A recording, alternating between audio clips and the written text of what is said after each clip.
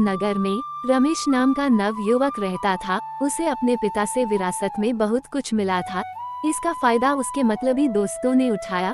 रोज एक अलग अलग बहाने उससे खूब धन लूटते। रमेश की माँ उसे खूब समझाती, लेकिन वह अपनी माँ की कोई बात ना सुनता। धीरे धीरे अपने निकम्मे दोस्तों के कारण उसने अपना सारा धन बर्बाद कर लिया।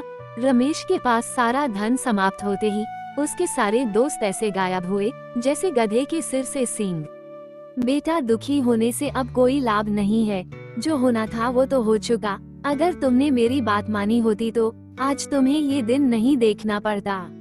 माँ, मुझे इतना दुख तो धन के समाप्त होने का नहीं है जितना मेरे दोस्तों का मुझे धोखा देने का है। माँ, मुझसे गलती हो चुकी है, किंतु अब मैं क्या करूँ?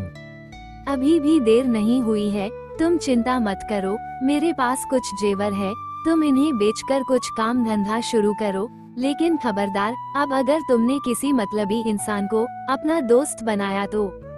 ठीक है माँ, अब जो तुम कहोगी मैं वही करूँगा। रमेश ने अपनी माँ की बात मान ली और अपनी माँ के जेवर बेचकर नया कारोबार शुरू कर दिया। कुछ ही दिनों में उसका कारोबार बहुत ही अच्छा चलने लगा, लेकिन अब अपने पुराने दोस्तों से मिलने की आदत की वजह से रमेश बेचैन रहने लगा। माँ, मैं अपने दोस्तों के बिना नहीं रह सकता। तुम अगर दोस्तों के बिना नहीं रह सकते तो मेरी एक बात मान लो। तुम रोज एक नए दोस्त के साथ अपना समय गुजार लिया करो। एक बार किसी दोस्त के साथ खाना खाने के बाद तुम ना तो दोबारा उसके साथ कभी खाना खाना और ना ही उसे कभी अपने घर बुलाना। नगर के दोस्तों के साथ तो मैं ऐसा नहीं कर सकता कि उनके साथ कोई मतलब ना रखूं। इसलिए मैं ऐसा करता हूं कि यहाँ नगर में आने वाले नए मुसाफिरों से हर रोज किसी न किसी को अपने घर ले आया करूंगा। उन्हें खाना खिलाकर सुबह विदा कर दूंगा। तुम्हें जैसा ठीक लगे तुम वैसा कर सकते हो। अगले ही दिन रमेश शाम को नगर में प्रवेश करने के मार्ग पर जाकर खड़ा हो जाता है। जो कोई भी मुसाफिर उसे वहां से जाता दिखाई देता है, वो उसे मित्र बनाकर सम्मान पूर्वक अपने घर ले जाता है। उसे घर में खाना खिलाता है, ढेर सारी बातें करता और सम्मान पूर्वक विदा कर देता है। देखा, मैंने कहा था ना कि धीरे धीरे तुम्हारा उन मतलबी दोस्तों से पीछा छूट जाएगा। तुमने ठीक कहा था माँ, मुझे नए नए दोस्त बनाने में बहुत अच्छा लगता है और मेरा मन भी प्रसन्न रहता है। एक दिन किशोर जब किसी नए मुसाफिर के इंतजार में बैठा था तो उसे सामने से एक सौदागर अपने नौकर के साथ आता दिखाई दिया। दरअसल वह सौदागर नगर का राजा था, जो नगर का भ्रमण करने के लिए वेश बदलकर महल से निकला था। प्रणाम मित्र, क्या तुम आज मेरे घर चलकर वहीं पर भोजन कर सकते हो? तुम कौन हो और मुझे भोजन का निमंत्रण क्यों दे रहे हो? मित्र, मैं हर शाम मुसाफिरों को अपने घर ले जाता हूँ, उन्हें भोजन कराता हूँ और सुबह सम्मान पूर्वक उन्हें विदा कर देता हूँ। इससे मुझे संतुष्टि मिलती है। ठीक है मित्र, तो मैं अवश्य तुम्हारे घर में भोजन करूंगा। रमेश की बात सुनकर राजा उसके साथ घर जाने के लिए तैयार हो जाते हैं। रमेश की माँ भोजन लगाती है और सभी भोजन करते हैं और रमेश महाराज से ढेर सारी बातें करता है। महाराज रमेश से पूछते हैं, मित्र, ऐसा क्या कारण है कि तुम हर शाम किसी न किसी मुसाफिर को भोजन कराते हो?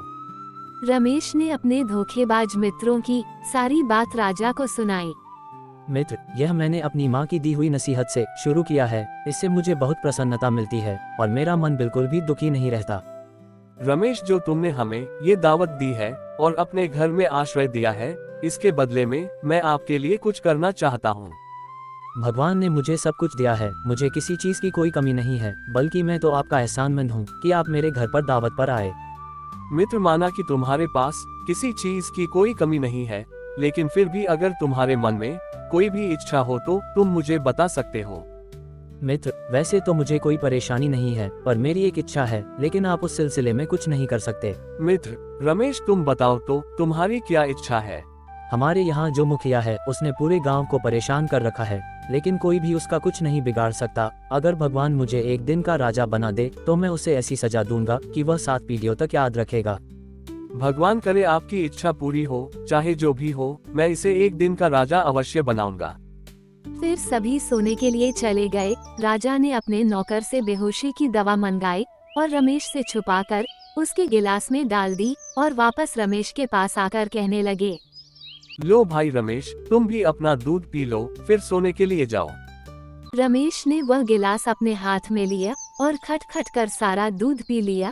थोड़ी ही देर में रमेश बेहोश हो गया तो महाराज ने अपने नौकर को उसे महल ले जाने का आदेश दिया और स्वयं भी महल पहुंच गए।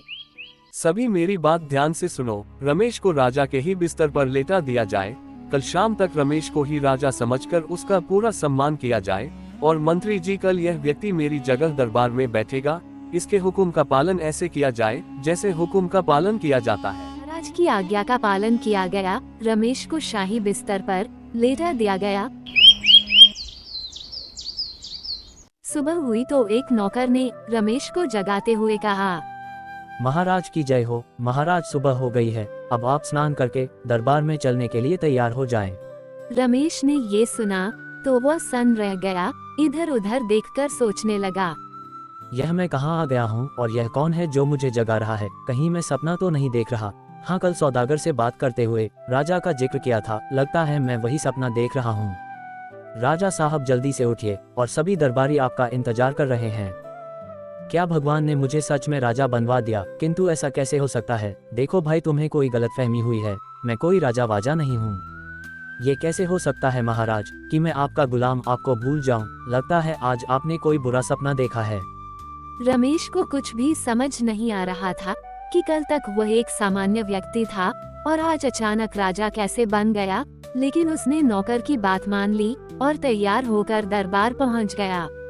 महाराज की जय हो। आपने क्या हुक्म किया है? महाराज, क्या फरियादी पेश किया जाए? सर्वप्रथम मेरा आदेश है कि इस नगर के मुखिया को एक देश निकाला दे दिया जाए और उसे कहा जाए कि यह तुम्हारी सजा है जो तुमने राजगढ़ के गांव वालों को परेशान कर रखा है। इसके साथ ही राजगढ़ में रह रहे एक व्यक्ति रमेश की मां को 1000 स्वर्ण मुद्राएं दी जाए। राजा बने रमेश की आज्ञा का पालन हुआ कि उसे महल में शाही भोजन करवाया गया और सोने से पहले उसे एक गिलास दूध दिया गया जिसमें बेहोशी की दवा मिली हुई थी, जिसे पीकर रमेश बेहोश हो गया। रमेश को उसके घर में पहुंचा दिया गया। सुबह होते ही रमेश की आंख खुली तो वह आश्चर्य में पड़ गया। सैनिक, दासियां, सभी कहाँ हो? जल्दी आओ। रमेश जोर जोर से सभी को आवाज देता रहा लेकिन कोई भी नहीं आया। थोड़ी देर बाद उसकी माँ उसके सामने उपस्थित हुई। क्या हुआ बेटा? हाँ रमेश, तुम ये बहकी बहकी बातें क्यों कर रहे हो? तुम किसे अपना बेटा कह रही हो? ये क्या तुम अपनी माँ को नहीं पहचान रहे हो? कौन रमेश? अब तो मैं इस राज्य का राजा हूँ। क्या मेरा बेटा पागल हो गया है जो ऐसी बहकी बहकी बातें कर रहा है? बेटा रमेश, तुम ऐसी पागलों वाली बातें मत करो। अगर किसी ने सुन लिया तो हमारी सामत आ जाएगी। और तुझे पता भी है, इस राज्य के राजा ने मुसाफिरों को भोजन कराने के लिए हमें इनाम में 1000 स्वर्ण मुद्राएं दी हैं। माँ, मैं ही तो राजा हूँ, मैंने ही तो आपको 1000 स्वर्ण मुद्राएं देने का आदेश दिया था। बेटा रमेश, अगर तुम्हारी ऐसी अजीब बातें पड़ोसियों ने सुन ली तो वो तुम्हें पागल खाने डलवा देंगे। क्या मैं सच में रमेश हूँ? हाँ बेटा, तू मेरा बेटा रमेश है। रमेश को कुछ समझ नहीं आ रहा था और अब वो बहुत परेशान रहने लगा। न तो कारोबार को देखने जाता और न ही नए मुसाफिरों को भोजन करवाता। बेटा, मुझे लगता है तुम्हें मुसाफिरों को फिर से भोजन करवाना प्रारंभ कर देना चाहिए। इसी से तुम्हारी समस्या का समाधान होगा और तुम्हारा मन भी शांत रहेगा। तुम ठीक कहती हो माँ, नए मुसाफिरों को अपना मित्र बनाकर अपने दिल की बातें करूँगा तो परेशानियाँ स्वयं ही समाप्त हो जाएगी। ये सोचकर रमेश नगर में प्रवेश करने के मार्ग पर खड़े होकर नए मुसाफिरों का इंतजार करने लगा। कुछ देर इंतजार करने के बाद उसे सामने से वही सौदागर जो उस नगर के राजा थे आते हुए दिखाई दिए। लेकिन उन्हें देखकर रमेश ने मुंह फेर लिया तो राजा ने कहा, रमेश, पुरानी बातें भूल जाओ। मैं आज रात भी तुम्हारे घर पर ही बिताना चाहता हूँ। नहीं, मैं आपको अपने घर नहीं ले जा सकता। आपके घर ले जाने के कारण ही मेरे साथ कुछ अजीब घटनाएं होने लगी। मैं जानता हूँ तुम्हारे साथ क्या क्या हुआ है। लेकिन आपको कैसे पता कि मेरे साथ क्या हुआ? रमेश, दरअसल मैं ही इस नगर का राजा हूँ। मैं ही भेष बदलकर नगर के भ्रमण पर निकला था तो तुम्हारे घर आया था और मैं ही तुम्हारे दूध में बेहोशी की दवा मिलाकर तुम्हें अपने महल में पहुँचा दिया था।